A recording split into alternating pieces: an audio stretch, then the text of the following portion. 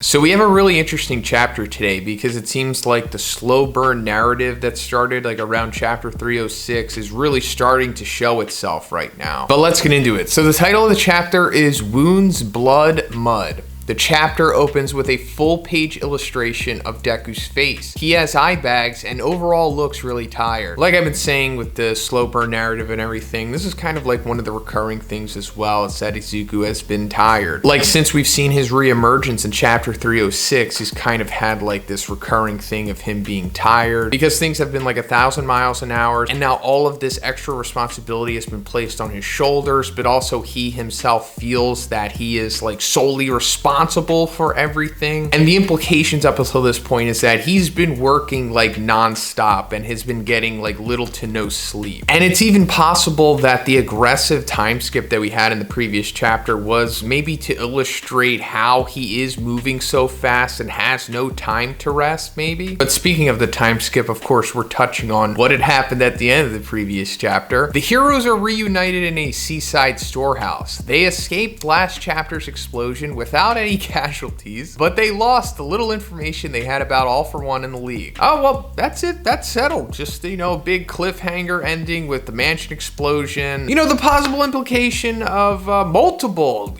hero, you know, significant character deaths, but no, it's fine. They made it out of there. This was something else that I was talking about on my previous reviews, how like Horikoshi has really been cranking out the false deaths lately, and I feel like it might be to like a detrimental extent possibly, but at the same time, I get how this could lull us into a sense of false security, how like we keep expecting that, you know, there's going to be a false death this time, and that just means that like the next time when we're not expecting it is when we'll have the significant character or character's death. And I get that, but maybe just pull back a little bit on the false deaths and stuff like that. Headshot suggests asking Nagant once again, but Hawk says she's still unconscious and her body is heavily injured.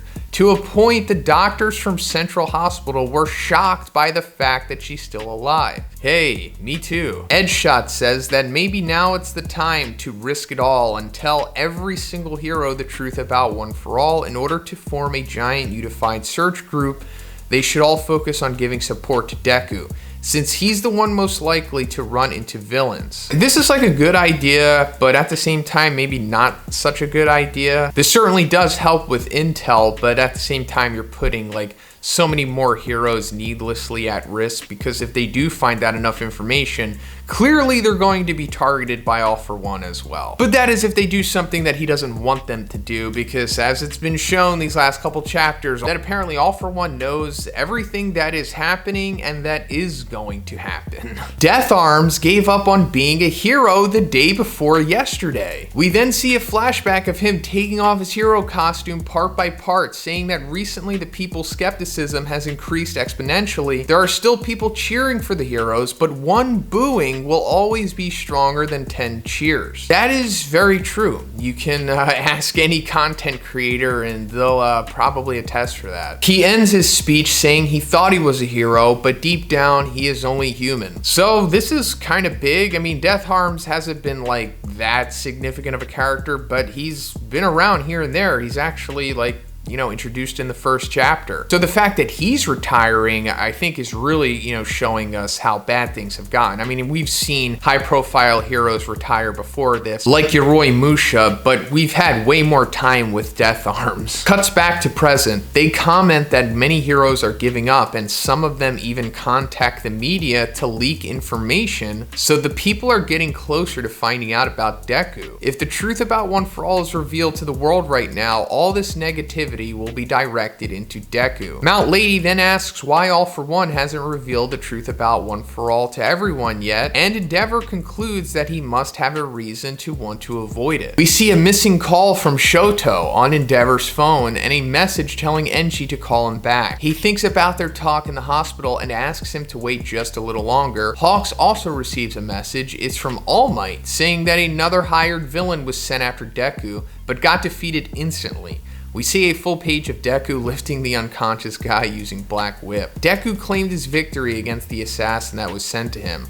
All Might was standing behind him outside his car with a really worried face, but Deku proceeded to leave as he warned All Might to be careful, because the villain might explode again. All Might yelled at him to wait, and then All Might handed him a bento box because he figured that Deku hadn't eaten yet. But Deku refused and told All Might that he doesn't have to follow him anymore. All Might tried to argue, but Deku said that he could already move like All Might in his prime without any side effects like before. That's why All Might doesn't have to worry anymore. All Might figured through his inner dialogue that Deku said that because Deku doesn't want him to get involved. But All Might also remembered that he had sworn to raise and protect Deku. Deku left and All Might once again screamed, "Wait!" at Deku and tried to chase him, but Deku ignored him and he flew as All Might fell to the ground and dropped the bento. All Might thought that he should have told Deku to stop doing your best and you can rest. As he kneeled on the ground in regret, a panel showed that Stain was listening to their conversation. Okay, so this is really interesting, but also kind of sad at the same time. Like I've been saying, since this arc has basically started, Deku is becoming more and more of this new Deku that we're seeing here, which is a stark contrast to the Deku that we knew just a couple arcs ago. Like, he doesn't want All Might following him anymore, which is understandable because he really shouldn't be anyway. But he's also like refusing his bento, which he was very happy to receive a couple chapters back. But it would be really, really sad that like if Izuku and All Might have like this minor falling out, and this is when All Might dies, and it's like Izuku is never able to say sorry to him, or like fix their relationship, or just be able to ride all of this out and, you know, to be like a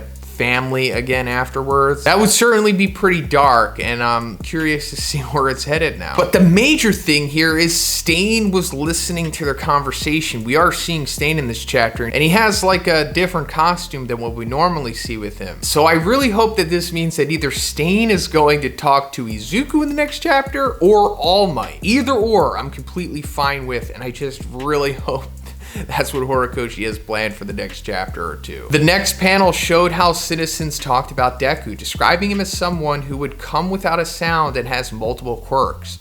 Other citizens said that multiple quirks sounds like All for One and feared if it's actually a Nomu. But the other explained that the person saved people, and rumor has it that his body is full of wounds, blood, and mud.